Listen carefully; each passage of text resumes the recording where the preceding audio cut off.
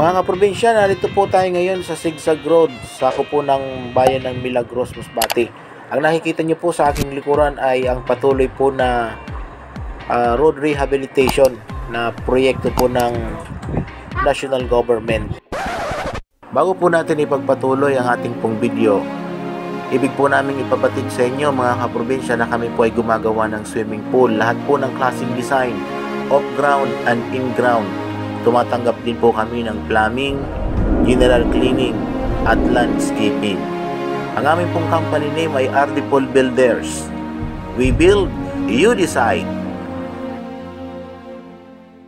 So yun po mga kaprobinsya, balik na po tayo sa ating video.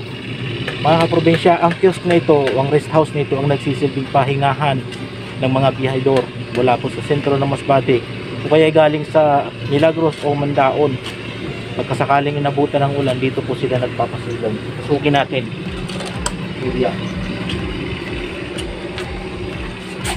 Makikita nyo po sa aking likuran ang napakagandang tanawin.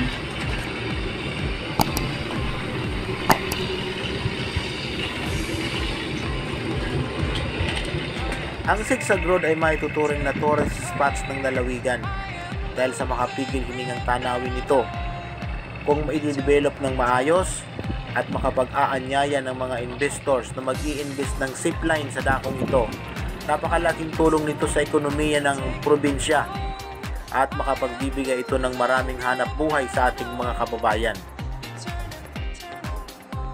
Mga kaprobinsya, hindi po natin minamaliit ang kakayanan ng Provincial Tourism Office at ng lokal na pamahalaan ng Milagros. Pero ang katotohanan, talagang hindi po natin kayang mag-invest ng kagaya nitong proyekto. Dahil una, ang ating pong lalawigan ay mahirap. Ang ating pong magagawa ay dumaing tayo sa national government, particular na po sa Department of Tourism, na sana matingnan ito, makapag-invite ng mga investor na mag-i-invest ng zipline sa dakong ito.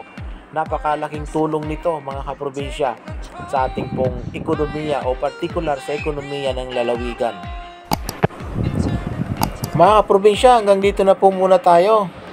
Hanggang sa susunod nating video, huwag niyo pong kalimutang mag-subscribe at patuloy niyo po sanang suportahan ang Ngiwo TV. Maraming salamat po sa inyo pong panonood.